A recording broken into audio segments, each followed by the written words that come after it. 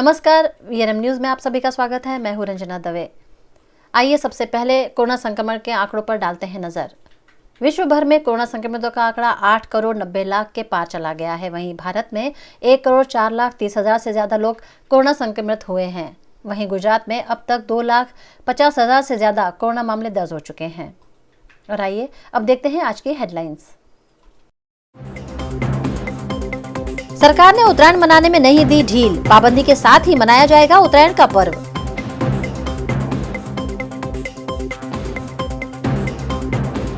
बेकाबू डंपर चालक ने साइकिल सवार लड़की को कुचला, लड़की की मौके पर ही मौत। और 11 जनवरी से बोर्ड छात्रों के लिए खुलेंगे स्कूल, संचालकों ने शुरू की तैयारियां।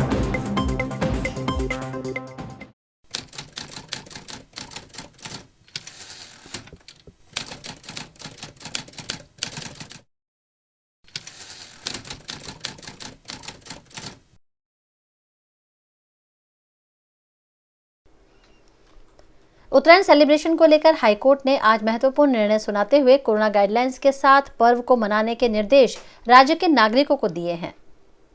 कोरोना से बचाव के चलते गुजरात सरकार ने पतंग महोत्सव और सार्वजनिक स्थलों पर पतंगबाजी करने पर पाबंदी लगा दी है। यह भी निर्देश दिया है कि किसी भी जगह 50 से अधिक लोग एकत्र नहीं हो सकेंगे। इसी के चलते पतंग बाजार में भी वह चहल पहल नहीं रही जो गुजरात में कई दिनों पहले से ही नजर आने लगती है। इसी को लेकर पतंग उत्पादकों के एसोसिएशन ने हाईकोर्ट में पिटीशन लगाई थी। एसोसिएशन का कहना है कि गुजरात में उत्तरायण पर पतंगबाजी से हजारों लोगों की जीविका जुड़ी हुई है, इसीलिए सरकार त्योहार पर बैन न लगाए। इसी मामले की हाईकोर्ट में शुक्रवार को सुनवाई हुई। राज्य सरकार ने मकर संक्रांति के लिए बनाई गई गाइडलाइंस की रिपोर्ट कोर्ट में पेश की थी। सरकार की गाइडलाइन को हाईकोर्ट ने सही कदम बताया है। इसके साथ ही कोर्ट ने कहा कि राज्य सरकार का निर्णय किसी त्योहार या धर्म के खिलाफ नहीं है। कोरोना जैसी घातक महामारी को रोकने के लिए लिया गया ये निर्णय सही है। राज्य सरकार की गाइडलाइन के अनुसार मैदानों, पार्कों, सड़कों, सार्वजनिक स्थलों पर उत्तरायण नहीं मनाया जा सकेगा। घरों की छतों पर भी परिवार के ही सदस्य रहेंगे, यानी कि दोस्तों, परिचित या रिश्तेदारों को घर पर निमंत्रण नहीं दिया जा सकेगा। घरों, फ्लैट्स की छतों पर भी ज्यादा लोग जमा नहीं हो पाएंगे। ऐसा होने पर घर या फ्लैट के मालिक के खिलाफ कार्यवाही की जाएगी। पुलिस ड्रोन कैमरे से इस पर नजर रखेगी। वहीं 11, 12, 13 और 14 जनवरी को रात्रि कर्फ्यू का कड़ाई से पालन कराया जाएगा। शहर के वुडा सर्कल के पास डंपर चालक ने बेकाबू रूप से वाहन चलाकर साइकिल चालक लड़की को टक्कर मार दी, जिसमें लड़की की मौत हो गई है। शहर के नवायार्ड की निवासी धर्मिष्ठा परमार साइकिल लेकर आधार कार्ड निकलवाने जा रही थी। उस दौरान वुडा सर्कल निकट एक बेकाबू डंपर चालक ने बेकाबू रूप से वाहन चलाते हुए लड़की को चपेट में ले लिया, जिसमें लड़की की मौके पर ही मौत हो गई। आए दिन शहर में भारी वाहन दुर्घटनाओं को अंजाम देते रहते हैं। दुर्घटना के चलते बड़ी संख्या में लोग मौके पर इकट्ठा हो गए और इस मौके पर डंपर चालक के खिलाफ लोगों में रोष भी देखा गया।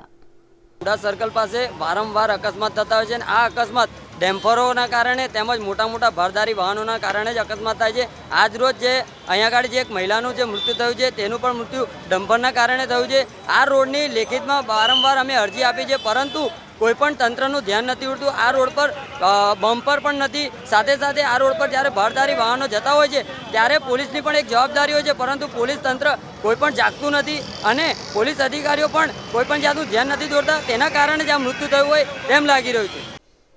कई दिनों तक स्कूल बंद रखने के बाद 10वीं और 12वीं कक्षा के क्लास चालू करने की अनुमति राज्य सरकार ने दे दी है।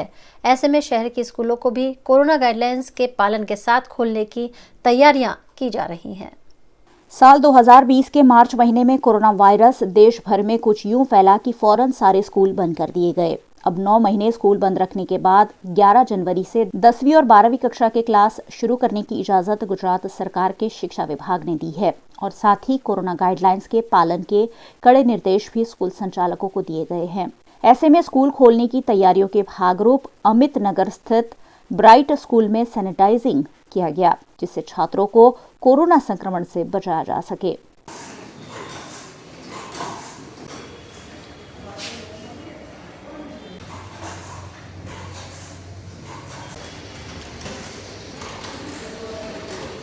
कोरोना गाइडलाइंस के पालन के साथ 11 जनवरी से स्कूल खोलने पर ब्राइट स्कूल के मैनेजिंग ट्रस्टी सीमित शाह ने जानकारी दी। पहले तो स्कूल ने कंसर्न लेटर जो पेरेंट्स से लेना है वो आज प्रिपेयर कर रहे हैं। कंसर्न लेटर हम आज भेजेंगे, तो जितने भी पेरेंट्स के कंसर्न आएंगे उसके मुताबिक हम सब व्यवस्था करेंगे। फिर भी हमने लेआउट करके रखा है, अभी से हमने सैनिटाइजेशन सब क्लासरूम और कॉरिडोर्स और टॉयलेट्स का चालू कर दिया है।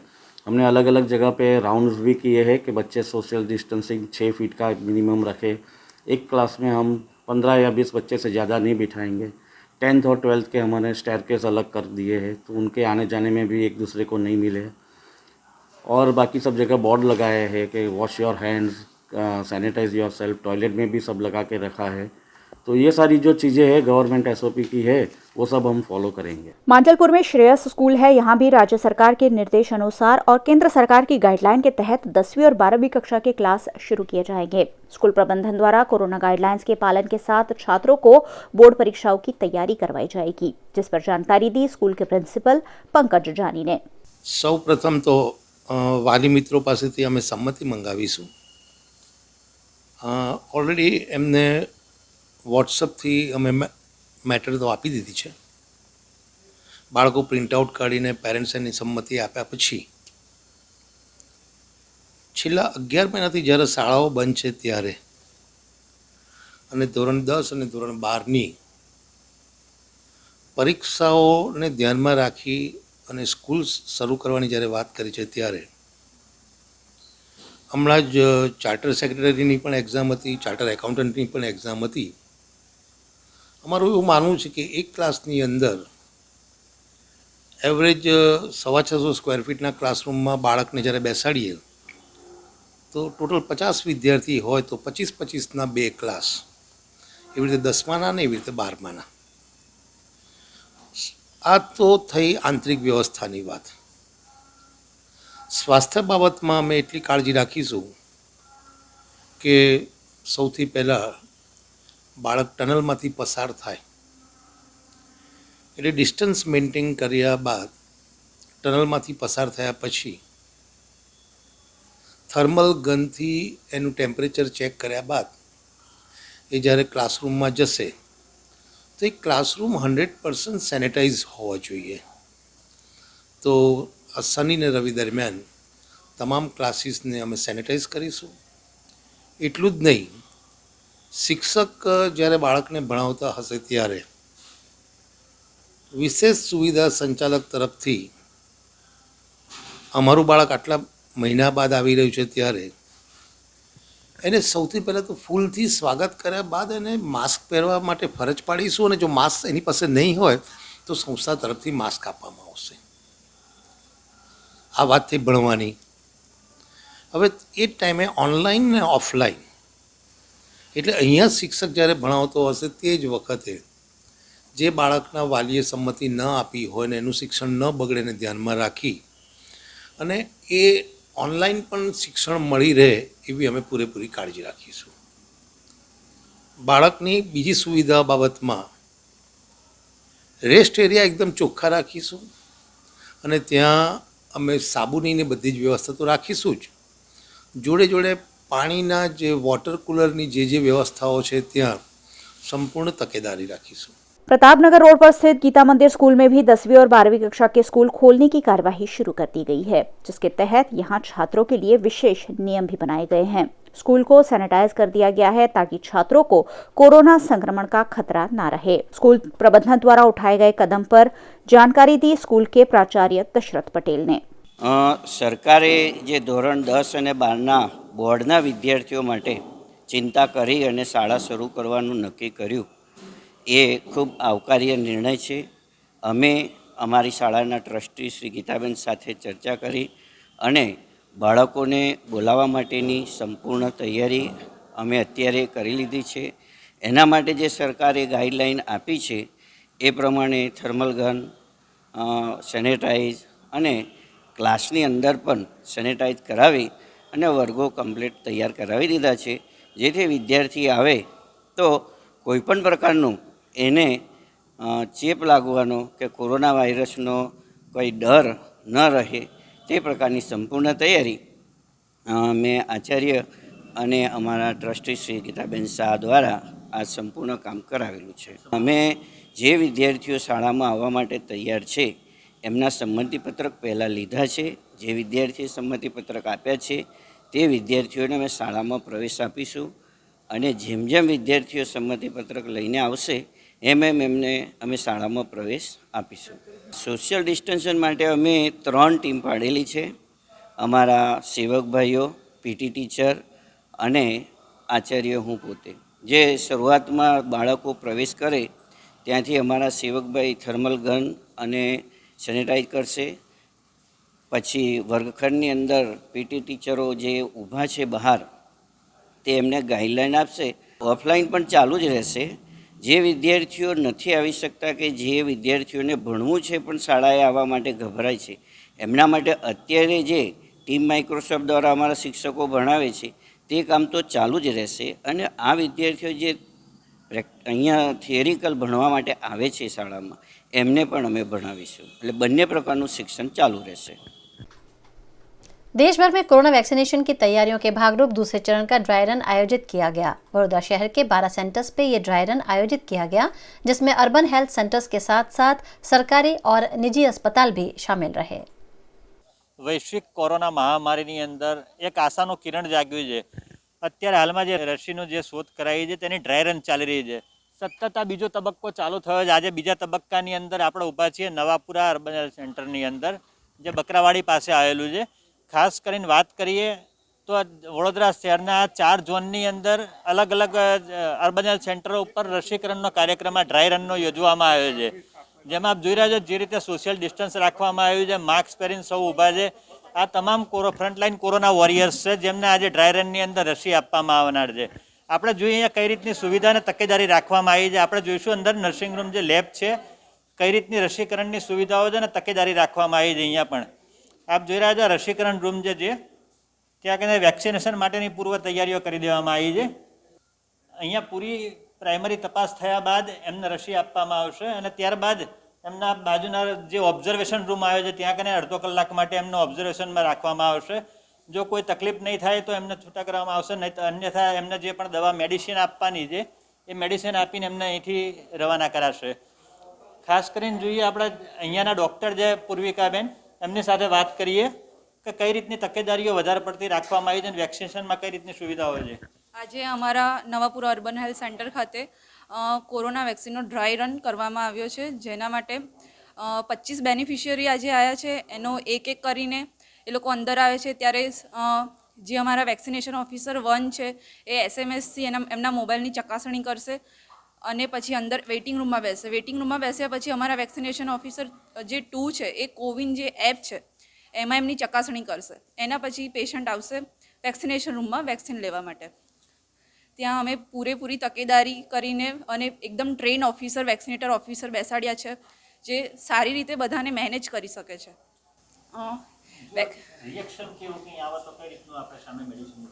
આમ તો કોઈ રિએક્શન આવતું નથી, માઇનર તાવ ને એવું જ આવે છે, પણ જો ઇનકેસ કોઈને વધારે કંઈ થાય તો એના માટે અમારી પાસે AEFI કિટ રેડી છે અને તરત અમે એને સારવાર આપી અને આગળ રિફર કરીએ છીએ. મેં ઓફિસમાં અહીંયા દવાખાનામાં જ ફરજ બજાવું છું અને રસી પહેલી જ મૂકી છે. બરાબર, ના કંઈ નથી. वडोदरा में नवायार्ड के रेलवे यार्ड में अचानक कंटेनर मशीन में आग लगने से अफरा तफरी मच गई। वडोदरा के नवायार्ड के रेलवे यार्ड में अचानक शॉर्ट सर्किट से कंटेनर मशीन में आग लग गई, जिससे कर्मचारियों में अफरा तफरी देखी गई। घटना की जानकारी फौरन दमकल विभाग को दे दी गई। दमकल विभाग के अधिकारियों ने मौके पर पहुंचकर आग पर काबू पाया। घटना में किसी बड़े नुकसान की खबर नहीं है।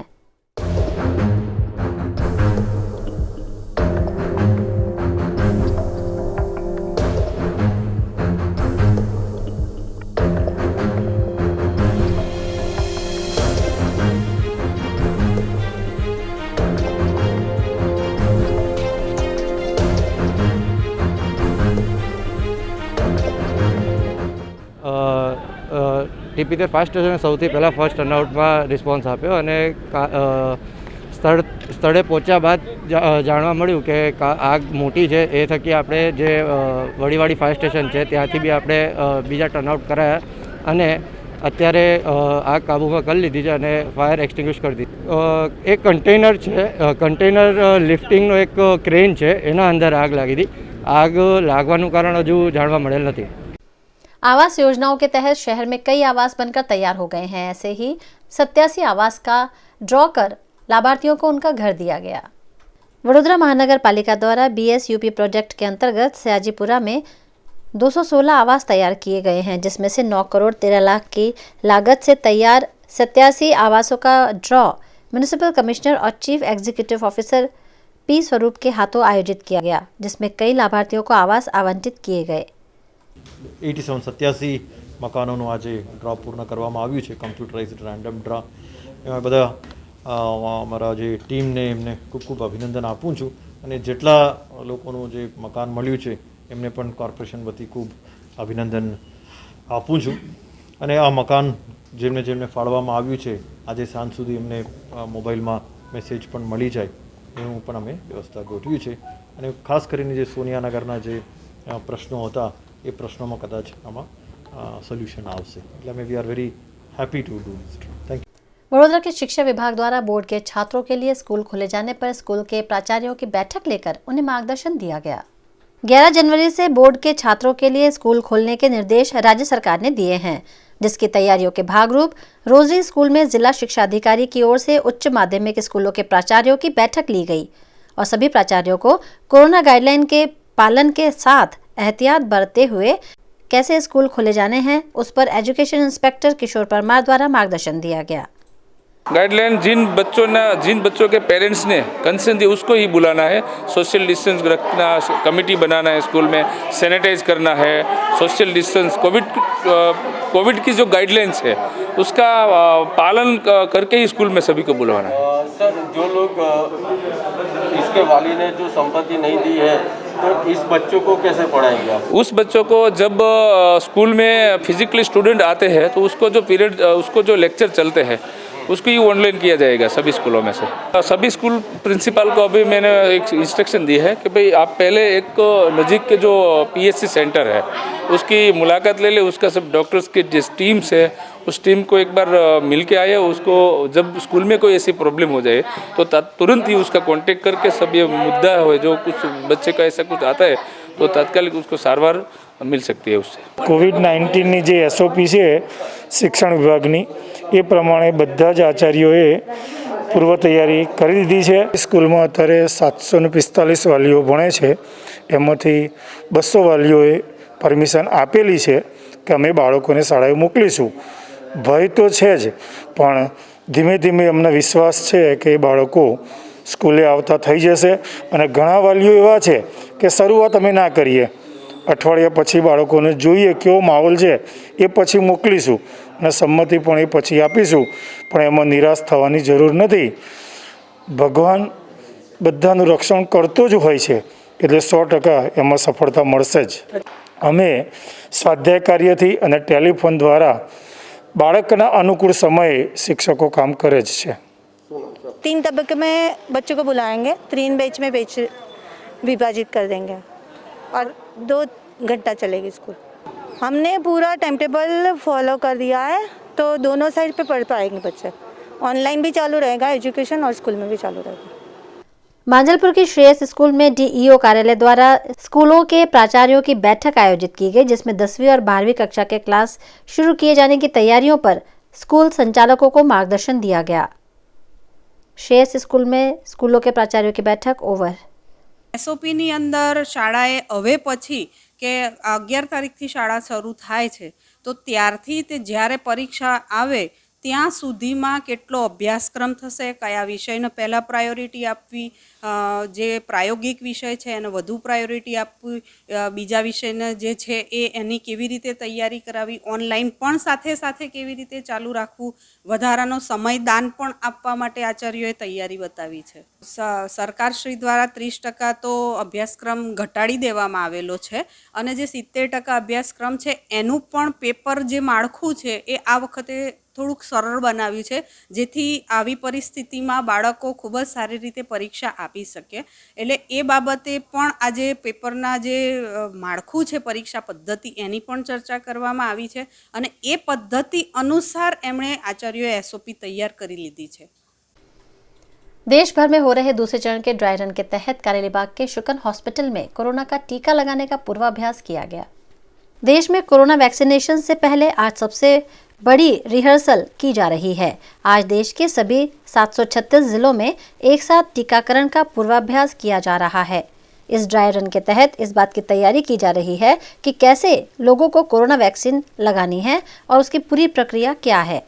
इसी के भागरूप कारेलीबाग के वीआईपी रोड पर स्थित शुकन मल्टी स्पेशलिटी हॉस्पिटल और ट्रोमा सेंटर में ड्राई रन की कवायद की गई और सरकार के निर्देशानुसार स्वास्थ्य कर्मचारियों को कोरोना के टीके देकर कोरोना वैक्सीनेशन की तैयारियों को जांचा गया। इससे पहले 28 और 29 दिसंबर को 4 राज्यों में 2 दिन के लिए ड्राई रन किया गया था।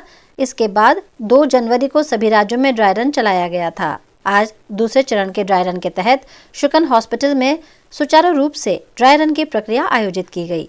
आज हमारे हॉस्पिटल में जो एक वैक्सीनेशन का ड्राई रन है उसके बारे में कुछ मैं आपको बताना चाहूँगी। ये ड्राई रन में ऐसा है, जो भी लोग पहले हॉस्पिटल में वैक्सीनेशन के लिए आते हैं उसमें पहले फर्स्ट ऑफ ऑल उनको एक मैसेज दिया जाता है। मैसेज के बाद एक डॉक्यूमेंटेशन होता है। उसके बाद उनको वैक्सीन लेने जाना होता है। वैक्सीन के बाद, वैक्सीनेशन देने के बाद उनको एक रूम में रखा जाता है, that is an observation room. वहाँ पे प्रॉपरली उनका ऑब्जर्वेशन होता है कि वैक्सीनेशन से हुई कोई साइड इफ़ेक्ट तो उनको तकलीफ़ नहीं कर रही। उसके बाद वैक्सीनेशन हो जाने के बाद, ऑब्जर्वेशन के बाद वो वापस भेजे जाते हैं। इसके साथ हम काफ़ी प्रिकॉशंस लिए जाते हैं। एज ऑफ हमारे गवर्नमेंट ने जो भी गाइडलाइंस दिए हैं उसके हिसाब से हम बहुत सारे प्रिकॉशंस ले रहे हैं, जैसे कि हम सैनिटाइजेशन कर रहे हैं पेशेंट का, एक सोशल डिस्टेंसिंग मेंटेन कर रहे हैं पेशेंट का। जो एक क्राउड इकट्ठा होना चाहिए वो बिल्कुल भी नहीं हो रहा। 1 बाय 1 एक पेशेंट आके उनका वैक्सीनेशन पूरा होता है, फिर वो वापस लौट सकते हैं। यही हमारा पूरा प्रिकॉशन पूरी गाइडलाइन के साथ हो रहा है। वडोदरा के महाराजा द्वारा शहरवासियों के लिए बनाए गए निर्माण में से सबसे अनोखा है कमाटी बाग और इस कमाटी बाग ने आज 142 साल पूर्ण किए हैं। वडोदरा के मशहूर कमाटी बाग का आज 142वां स्थापना दिवस है। वडोदरा के महाराजा सयाजीराव गायकवाड़ ने वडोदरा वासियों के लिए 142 साल पहले इस अद्भुत गार्डन का निर्माण करवाकर वडोदरा शहर के लोगों को ये गार्डन उपहार स्वरूप दिया था। आज शहर के इस अमूल्य उपहार की 142वीं वर्षगांठ पर कमाटी बाग मॉर्निंग वॉकर्स, टीम ग्रीनथॉर्न और जागो वडोदरा द्वारा केक काटते हुए स्थापना दिन की खुशियां मनाई गईं। इस पार्क में घूमने देश के अलग अलग जगहों से सैलानी आते रहते हैं। इस पार्क के बीचों बीच से विश्वामित्री नदी गुजरती है। बच्चों के लिए यहाँ झूले, टॉय ट्रेन, जू की भी सुविधा है। सालों से वडोदरावासी यहाँ आकर अपना रविवार या शाम का वक्त गुजारना पसंद करते हैं। हाल ही में कमाटी बाग का रिनोवेशन कर कमाटी बाग को एक नया स्वरूप प्रदान किया गया है। खबरों का दौर यूं ही चलता रहेगा। फिलहाल वक्त है एक ब्रेक का।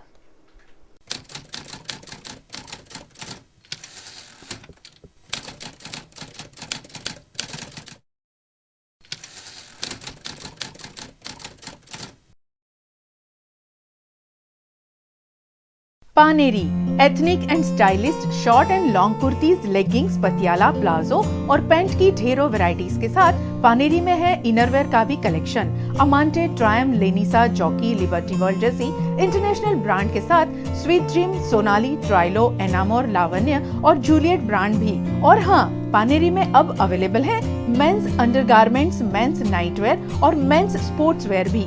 पानेरी 10 राजनगर सोसाइटी नियर कलश circle, Akota stadium road, Vadodara.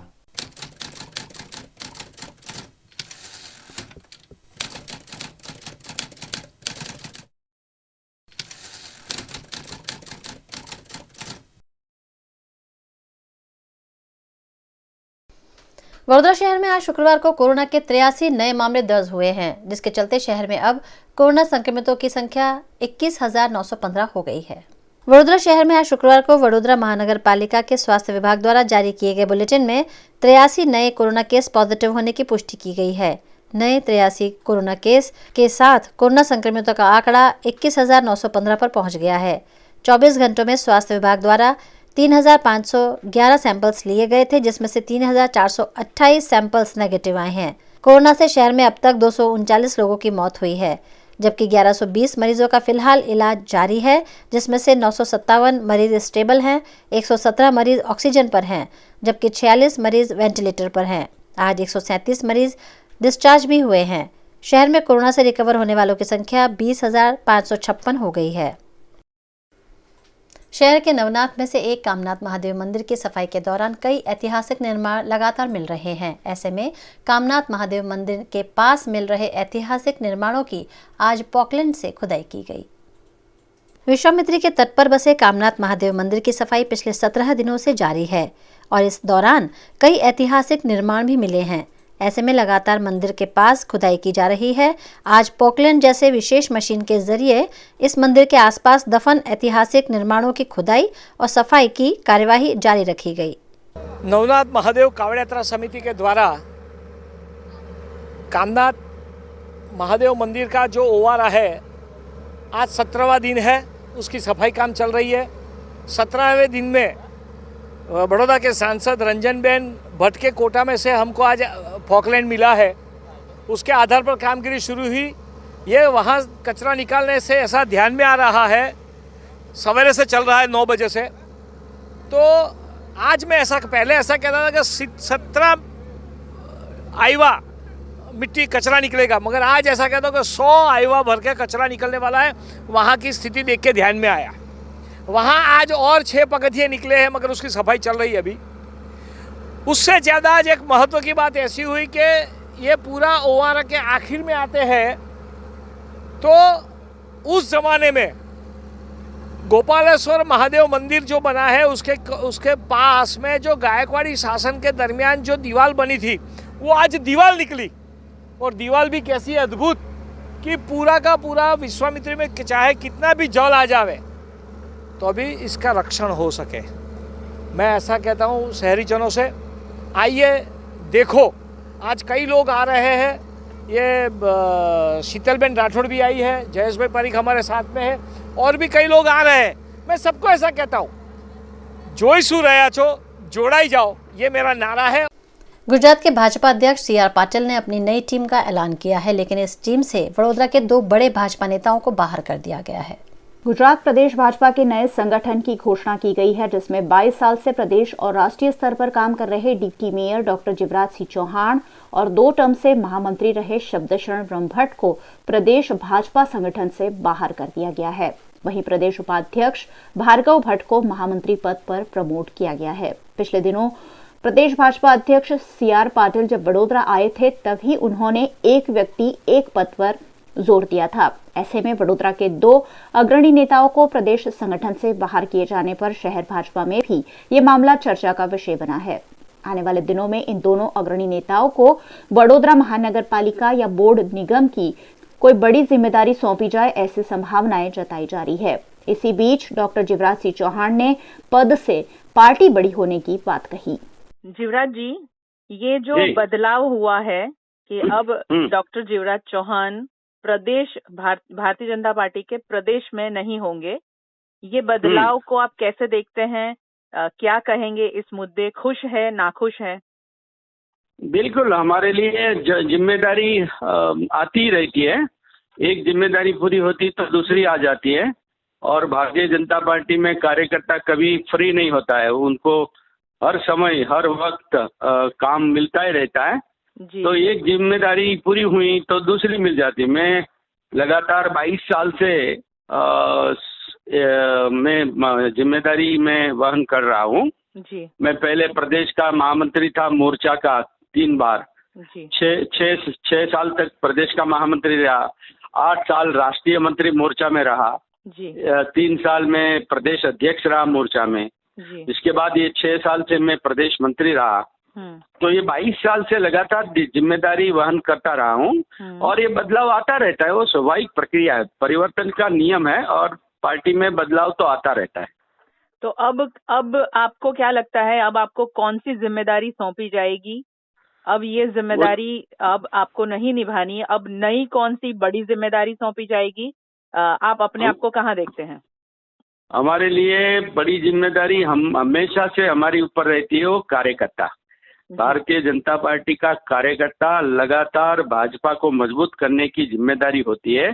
वो राष्ट्रीय अध्यक्ष हो या एक बूथ का इंचार्ज हो, उसकी जिम्मेदारी हमेशा से ये रहती है कि भाजपा को मजबूत करे, हर बूथ में भारतीय जनता पार्टी ज्वलंत सफलता विजय प्राप्त करे। वो हमारी जिम्मेदारी होती है। इसलिए ये पद जो मिलते हैं वो तो एक दायित्व होता है, वो एक पहचान बनाने के लिए, मगर हमारा कार्यकर्ता का जो एक पहचान है, जिम्मेदारी है, वो तो हमेशा से है मेरे साथ, और मैं वो निभाता रहूंगा। बस तो फिर आपको ये जब कोई पद दिया जाएगा तब तक आप अपने आप को किस तरह से कार्य में ढालेंगे, और जैसे अभी स्थानीय चुनाव भी नजदीक है, तो ऐसे में आप अपने आप को कहाँ किस काम में झोंक देंगे? क्योंकि आपका हमेशा से यही रहा है कि पार्टी पद बाद में आता है, पार्टी का काम सबसे पहले है। Yes sir. फॉर एग्जाम्पल, मैं अभी प्रदेश मंत्री न रहा तो भी पार्टी मुझे ये चुनाव की जिम्मेदारी देंगे। अभी हर वार्ड में जाने, मीटिंग होगी, सभा होगी, उसमें बोलने के लिए जाना होगा। अलग अलग जिलाओं में वहाँ भी जिम्मेदारी देते तो वो भी होगा। कोई प्रदेश मंत्री का पद नहीं है, ऐसा कोई एहसास मुझे नहीं होगा। इतनी जिम्मेदारी पार्टी देगी, ये अवश्य है, और हर बार होता है।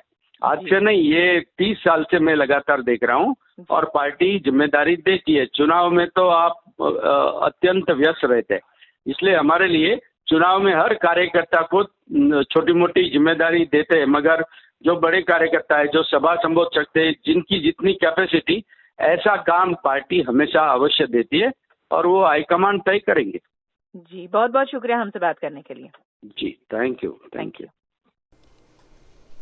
वडोदरा तालुका पुलिस थाने के एएसआई का पुलिस पेट्रोलिंग के दौरान हार्ट अटैक से निधन हुआ है। आज सदगत का अंतिम संस्कार परिजनों की उपस्थिति में किया गया।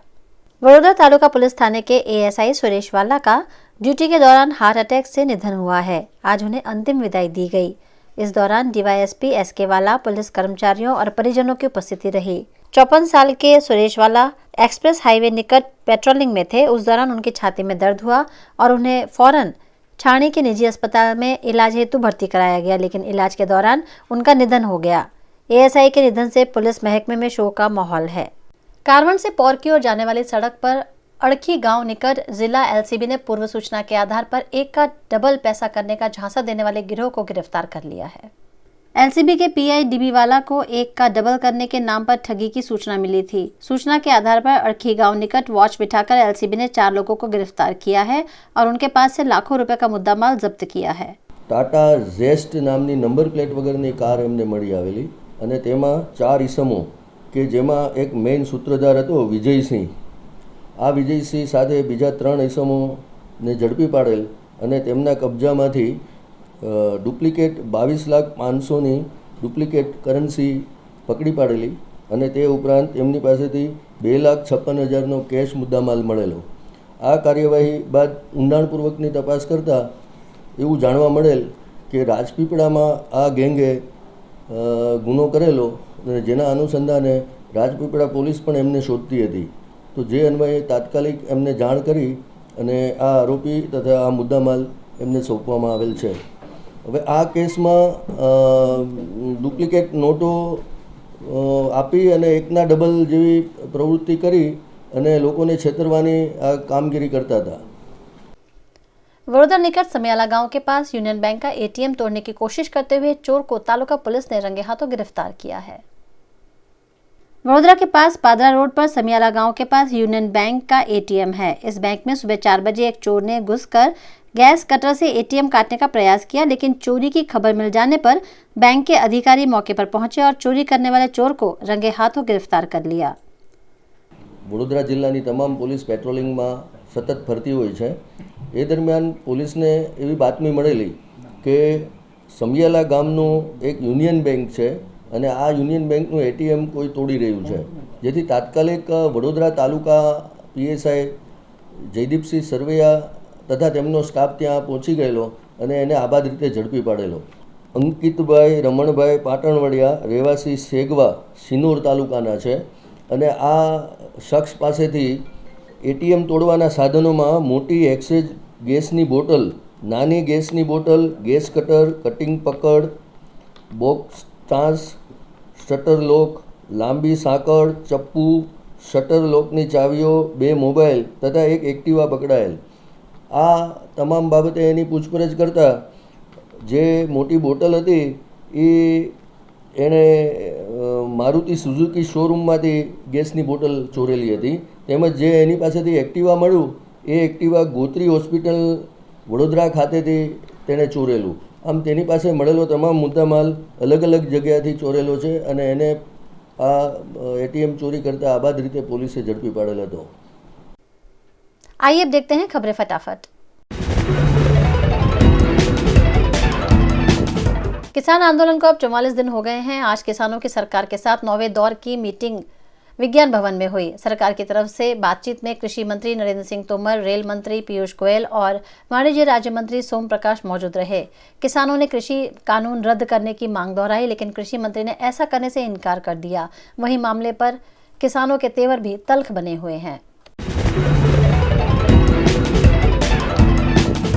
एक्ट्रेस कंगना रनौत शुक्रवार को अपनी बहन रंगोली चंदेल के साथ मुंबई के मांद्रा पुलिस स्टेशन में बयान दर्ज करवाने पहुंची। इस दौरान पुलिस ने उनसे 2 घंटे तक पूछताछ की। दोनों के खिलाफ कोर्ट के आदेश पर 17 अक्टूबर को बांद्रा पुलिस स्टेशन के राजद्रोह का केस दर्ज किया गया था। कंगना को पूछताछ के लिए 3 बार सम्मन दिया जा चुका है, लेकिन भाई की शादी की वजह से वे पेश नहीं हो पाई थीं। अगर उनके खिलाफ पुख्ता सबूत मिलते हैं तो उन्हें गिरफ्तार भी किया जा सकता है।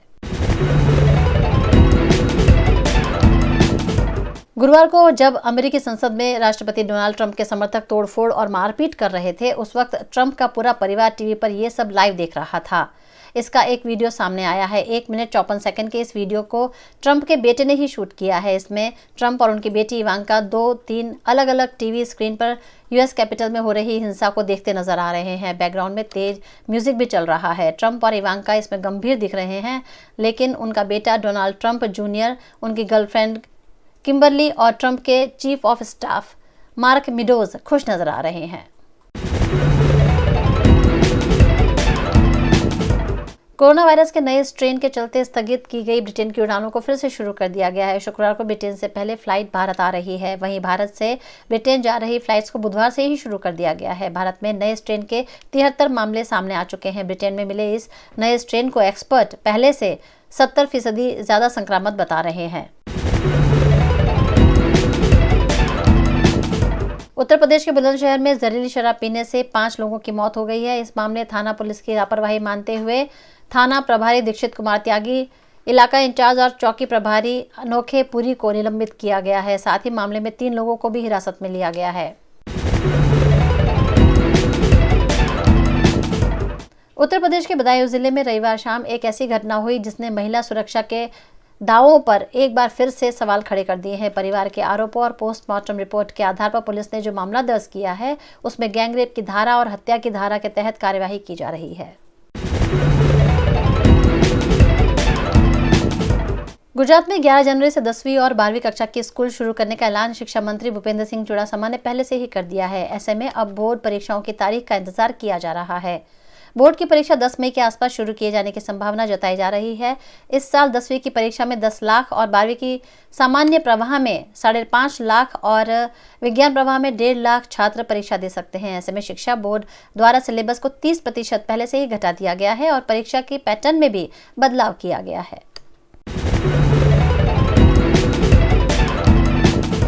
मौसम विभाग के अनुमान के मुताबिक राज्य में मौसम ने फिर एक बार करवट ली है और कई जगह बेमौसम बारिश हो रही है। अरवली जिले के बायर तहसील के कई गांवों में आज मूसलाधार बारिश ने चहुओर पानी पानी कर दिया।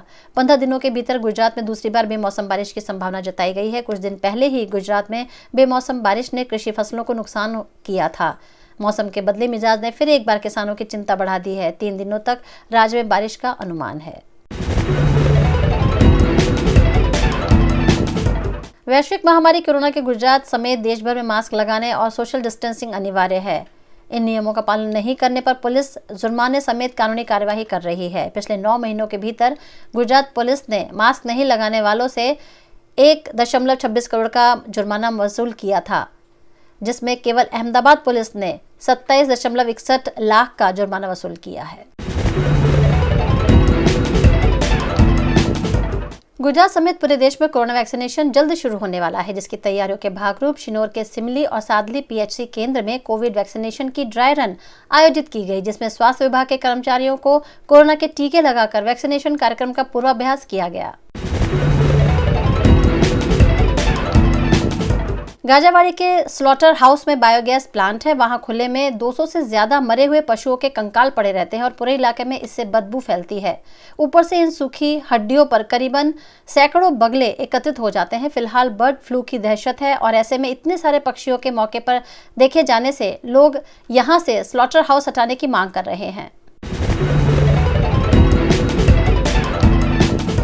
11 जनवरी सुबह 5 बजे से 12 जनवरी सुबह 10 बजे तक मरम्मत के चलते गुजरात गैस कंपनी लिमिटेड द्वारा गैस आपूर्ति बंद रखने की खबरें सामने आई थीं, जिससे राज्य के 14 लाख से ज्यादा ग्राहक और वाहन चालक सकते में थे। लेकिन इस मामले GGCL कंपनी के वाइस प्रेसिडेंट संतोष चौबे ने इस खबर का खंडन करते हुए कहा कि मरम्मत के चलते गैस आपूर्ति बंद रखने की कोई सूचना कंपनी ने नहीं दी है।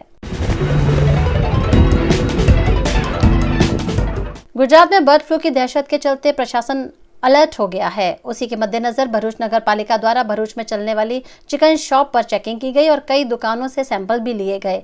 लेकिन अच्छी बात यह है कि गुजरात में अब तक बर्ड फ्लू के एक भी मामले की पुष्टि नहीं हुई है।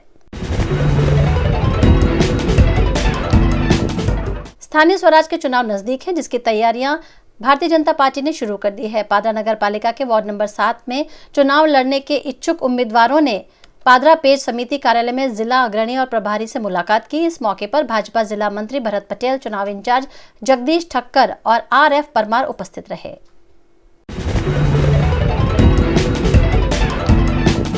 सावली तालुका के मंजूसर समलाया कनाडा पोइचा गांव के स्वास्थ्य केंद्र में कोरोना वैक्सीनेशन ड्राई रन का आयोजन किया गया।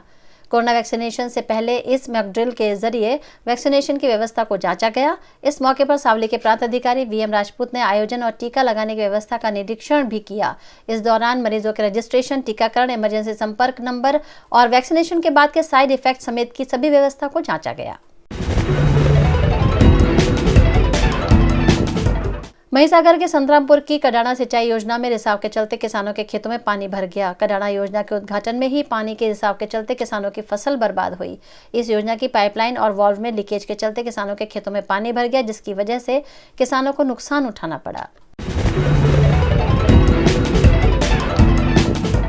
राजपीपला सिविल अस्पताल के कर्मचारियों को पिछले 2 महीनों से एजेंसी और कॉन्ट्रैक्टर्स द्वारा वेतन नहीं दिया गया है। इस मामले कोरोना वॉरियर्स ने एजेंसी द्वारा किए गए शोषण के खिलाफ आवाज उठाते हुए जिलाधीश कार्यालय में आवेदन पत्र दिया। एजेंसी और कॉन्ट्रैक्टर्स द्वारा उन्हें कंपनी से निकाल दिए जाने की धमकी भी दी जाती है, जिसका विरोध करते हुए सरपंच परिषद के अध्यक्ष निरंजन वसावा ने कर्मचारियों के हित में न्याय की मांग की है।